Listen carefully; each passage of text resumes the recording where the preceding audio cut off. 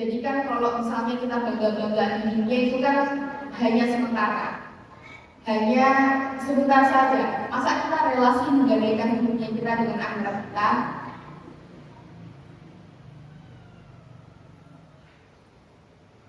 Wa in kunta niyyatuka wa qasduka fi ma bainaka wa baina Allah ta'ala min ta'aqqubul ilmi al-hidayah duna mujarrad riwayah fa abshir. Kalau misalkan niatmu dan tujuanmu untuk mencari ilmu itu antara Allah dan kamu, itu tujuannya untuk mencari hidayah, bukan hanya sekedar mencari ilmu, maka itu adalah kabar gembira. Jadi mari kita niatkan ketika kita mencari ilmu, jangan hanya biar dapat ilmu, tapi supaya kita mendapatkan hidayah, supaya kita mendapatkan petunjuk-petunjuk apa sih yang belum kita ketahui sebelumnya. Maka itu adalah sebuah kabar gembira, itu adalah hal yang baik bagi kita. Fa'innal malaikah tabsutu laka ajnihataha idza masyaita. Dan ketika kita mencari ilmu, malaikat itu ibaratnya menepakkan sayapnya ketika kita berjalan. Kita kayak dilindungi para malaikat ketika kita mencari ilmu. Wa hitta kal bahri tastaghfiru laka idza sa'anta. Dan binatang-binatang laut itu beristighfar kepada kita. Jadi mari kita niatkan apapun ilmu itu, contohnya di majelis ini, mari kita niatkan bismillah, semoga dapat hidayah, dapat barokahnya, tidak hanya sekedar mencari ilmu. Walakin yang bagi laka an ta'lam qabla kulli syai'in, yang harus kita ketahui bersama sebelum segala hal, yaitu annal hidayah allati hiya thamratul ilmi. Jadi buah dari ilmu itu bukan pintar, tapi apa itu? Hidayah. Buah dari ilmu adalah hidayah. Laha bidayatun wa nihayatun, yang mana hidayah itu ada permulaannya dan ada juga akhirnya. Gitu. Makna hidayah di sini apa sih? Allah Ta'ala berfirman, innaka la tahdi man ahbabta walakin Allah yahdi man yasha. Jadi Allah berfirman kepada Rasulullah, ya Rasulullah, bukan kamu loh yang memberikan hidayah kepada orang-orang, tapi aku. Jadi yang pertama di sini ada makna hidayah sebagai hidayah taufik. Apa itu hidayah taufik? Hidayah yang murni Allah yang memberikan, tidak ada yang lain yang memberikan. Jadi yang menggerakkan hati kita itu Allah, itu namanya hidayah taufik. Dan yang kedua adalah hidayah dalalah. Contohnya apa? Yaitu ketika Rasulullah memberikan kita maklumat ilmu agama. Nah, itu namanya hidayah dalalah yang memang bisa diberikan oleh orang lain. Makanya di sini mari kita senantiasa selalu minta hidayah kepada Allah. Ada setiap hari kita membaca Al-Fatihah deh. Ada ayat ihdinas shiratal mustaqim. Jadi mari kita renungi makna ayat ini. Jangan sampai hanya sekedar ritual, hanya sekedar kebiasaan, tapi kita harus memahami bahwa hidayah itu mahal. Ya Allah, tunjukkan hidayahmu kepada jalan yang benar. Ihdinas shiratal mustaqim. Mari kita jangan bosan-bosan untuk meminta hidayah. Karena belum tentu kita udah kelihatan soleha, kelihatan soleh, kelihatan bagus, tapi belum tentu hidayah itu datang kepada kita.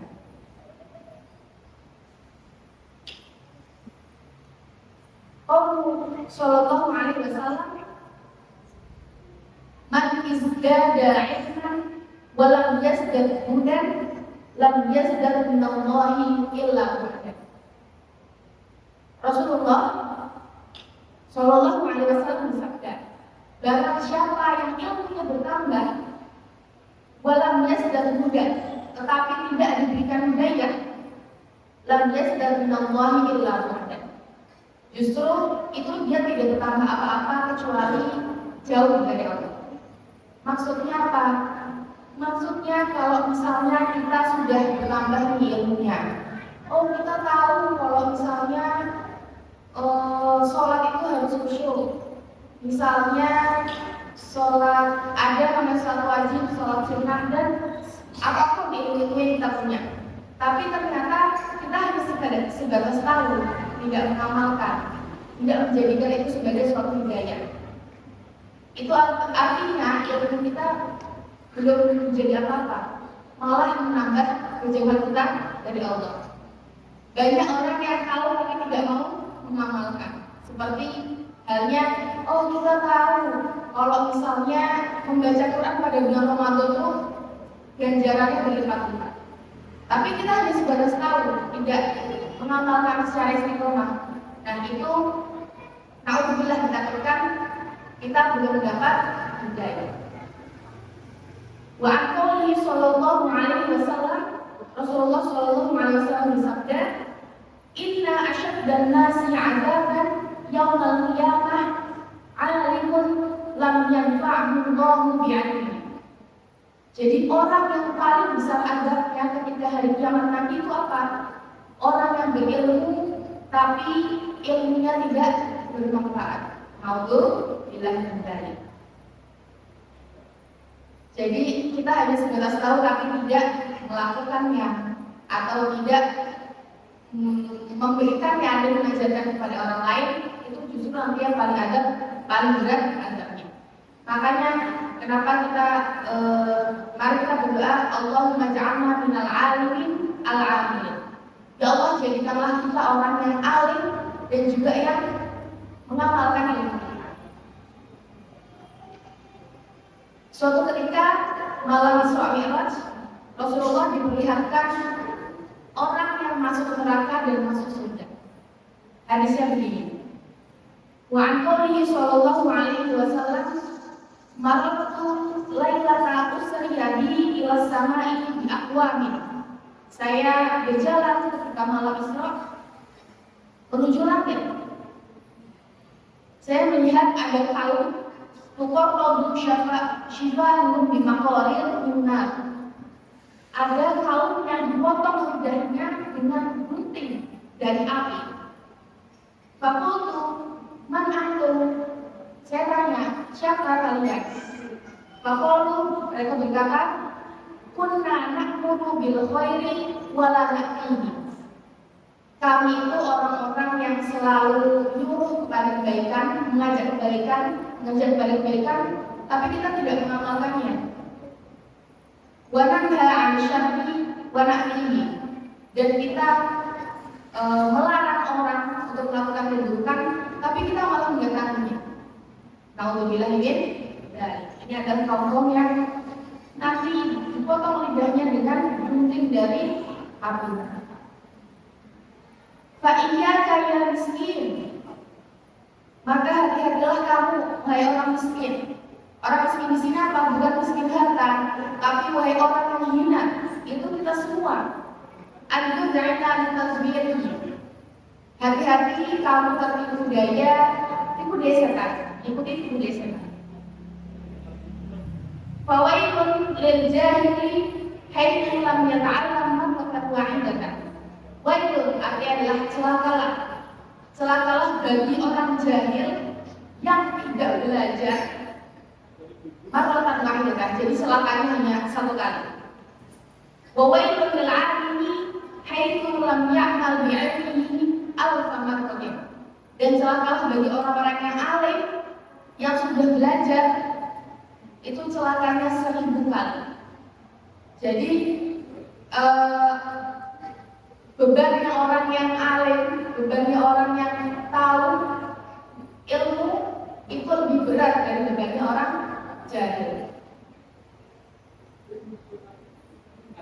Wa'lam rahimakallah anna an-nasa fi talabil 'ilmi 'ala salasati ahwal. Manusia itu dalam menuntut ilmu ada 3 hal, ada 3 keadaan. Yang pertama apa? Rajulun talabal ilma yadhkuru zadan ilal ma'ad. Orang yang menuntut ilmu sebagai bekal untuk menuju akhirat. Dan dia tidak berharap apa-apa kecuali Allah, kecuali ridho Allah. Dan ini adalah golongan orang-orang yang al-faizun, yang menang. Ini adalah golongan pertama. Yang apa tadi? Yang mencari ilmu, menuntut ilmu untuk sebagai bekal kepada akhirat. Dan yang kedua apa? Warajulun talabahu liyasta'ina bihi ala hayatihi al-ajilah. Orang yang menuntut ilmu supaya untuk menopang kehidupan. Wa yanalu bihi al-'izzah wal jaha wal mal. Menuntut ilmu hanya untuk jabatan, hanya untuk kebanggaan dan untuk harta. Bahwa alim bidalik, dan dia sadar dia melakukan itu. Fahadha minal mukhadirin, dan ini adalah orang yang posisinya berbahaya. Terkadang banyak anak-anak muda atau bahkan kita pernah menjumpai belajar ini supaya bisa dapat pekerjaan ini, belajar ini supaya bisa dapat pekerjaan ini. Nah, itu mungkin niat kita yang harus kita ubah. Kita belajar bukan untuk menjadi apa, kita belajar bukan untuk mengejar jabatan apa, tapi ya kita belajar untuk Allah, lillahi ta'ala, untuk mencari ridho Allah. Karena banyak juga nyatanya orang yang belajar ilmu apa, tapi pekerjaannya tidak sesuai dengan ilmu yang sudah dia pelajari. Namanya juga rezeki. Jadi marilah kita tajdid dunia. Mari kita perbarui niat-niat kita lagi yang sebelumnya mungkin belum lurus niatnya untuk mencari ilmu. Mari kita luruskan lagi. Fa in ajalahu qabla taubati khifa 'alaihi su'ul khatimah. Dan ketika ajal mendatanginya, ditakutkan meninggal dalam keadaan su'ul khatimah. A'udzubillahi min dzalik. Fa inna ta'ib wa in mufiqa lit-taubah qabla hulul ajal. Dan ketika orang-orang seperti itu diberi taufik, apa tadi taufik, diberi hidayah sebelum meninggal, maka dia bisa jadi masuk dalam golongan orang yang menang, al-faizun. Fa'in ta'ib minal dzambi, karena barang siapa orang-orang yang bertaubat, orang-orang yang meminta ampunan atas dosa-dosanya, kapan melanggar balang, seakan-akan dia tidak punya dosa lagi atasnya. Jadi mari kita jangan bosan-bosan untuk istighfar, untuk memperbanyak minta ampunan kepada Allah. Yang mungkin kita baca, ya Allah innaka afuwwun karim tuhibbul afwa fa'fu anni ya karim, atau istighfar saja. Dan yang ketiga adalah golongan orang-orang yang dihantui atau diperdaya oleh syaitan. Dia menuntut ilmu untuk memperbanyak uang, bertafakur bijari, dan untuk berbangga-bangga dengan jabatannya. Berta'azzuz bikasratil atba'i, dan berbangga-bangga dengan banyaknya pengikut. Ini adalah golongan orang-orang yang halikin. Bahada minal halikin, itu orang-orang yang hancur, orang-orang yang rusak. Wa minal haqqa al-maghrurin, dan orang-orang yang bodoh. A'udzubillahi min dzalik. Qala Allah Ta'ala, Allah bersabda, ya ayyuhalladzina amanu lima taquluna ma la taf'alun. Wahai orang-orang beriman, mengapa kamu menyuruh padahal kamu tidak melakukan? Kabura maqtan 'indallahi an taqulu ma la taf'alun. Dan ini adalah adab Allah ya, ketika misalnya kita menyuruh orang sesuatu tapi tidak melakukannya. Contohnya, misalnya pada kita nyuruh anak kecil, ayo ngaji dek, ngaji. Padahal kita sebagai orang yang sudah dewasa juga masih malas-malasan. Nah, disinilah kenapa peran contoh dengan perbuatan itu lebih manjur daripada hanya sebatas omongan. Fakun ayyuhat thalibun minal fariqil awwal. Maka marilah bersama-sama kita menjadi golongan yang pertama tadi, golongan orang-orang yang menang, golongan orang-orang yang menuntut ilmu itu dengan tujuan mencari ridho Allah. Fama bidayatul hidayati ujatu ila nafsi biha. Apa sih tujuan kita bidayatul hidayah ini? Untuk mengetahui kadar diri kita. Anna bidayataha al-zahirut taqwa. Jadi permulaannya adalah munculnya takwa. Wa nihayatuha batinut taqwa. Dan akhirnya adalah batinut taqwa. Fala aqibata illa lit-taqwa wa la hudda illa lil-muttaqin.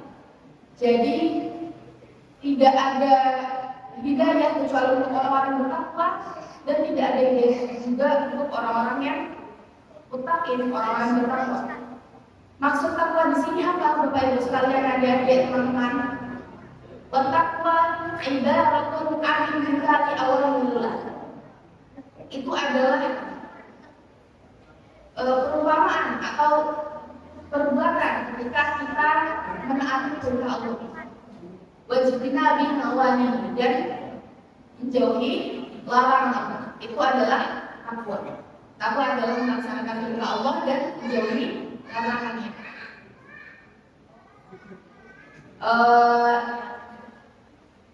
Ini masih banyak sebenarnya. Insya Allah kita lanjut untuk pertemuan selanjutnya. Insya Allah kita diberi kesempatan lagi. Jadi yang bisa saya simpulkan pada hari ini tadi, kita membahas tentang bagaimana tingkatan manusia ketika mencari ilmu. Yang pertama,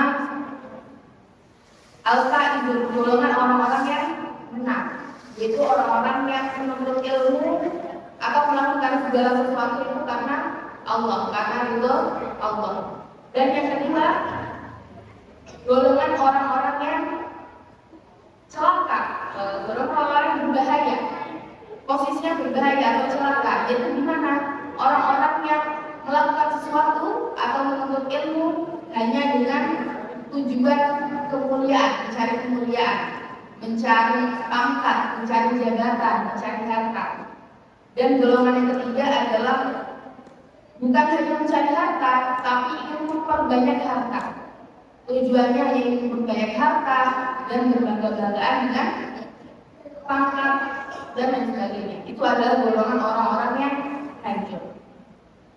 Maka tadi mari kita sama-sama ingat, man izdada ilman wa lam yazdad hudan lam yazdad minallahi illa wahdan. Dengan siapa yang bertambahnya ilmu tapi tidak bertambahnya hidayah, atau perilaku kita tidak mencerminkan ilmu yang sudah kita pelajari, maka yang terjadi hanyalah kebuadan. Kita jauh dari Allah Subhanahu wa taala. A'udzubillahi min dzalik. Terima kasih atas perhatiannya Bapak Ibu sekalian. Mari kita di bulan Ramadan ini perbanyak amalan ibadah kita, memperbaiki niat kita lagi. Mari kita mensucikan hati kita lagi supaya bisa lebih bermanfaat, supaya banyak istighfarnya, banyak sholawatnya, dan tidak merasa lebih dari orang lain. Tujuan belajar tasawuf adalah supaya tazkiyatun nafsi, supaya kita membersihkan hati kita, diri kita tidak merasa lebih dari orang lain, walaupun mungkin kenyataannya seperti itu. Walaupun mungkin saya lebih pintar, saya lebih, tapi jangan sampai kita ada rasa bangga, jangan sampai kita ada penyakit merasa itu. Karena jika kita sudah dihantui oleh penyakit merasa itu, ditakutkan hati kita menjadi keruh, tidak jernih lagi. Gitu. Terima kasih atas perhatiannya. Wassalamualaikum warahmatullahi wabarakatuh. Subhanaka rabbil izzati amma yasifun, wassalamu ala mursalin walhamdulillahi rabbil alamin. Wassalamualaikum warahmatullahi wabarakatuh. Terima kasih kepada saudari Saida Zaira atas ilmu yang bermanfaat. Memasuki acara yang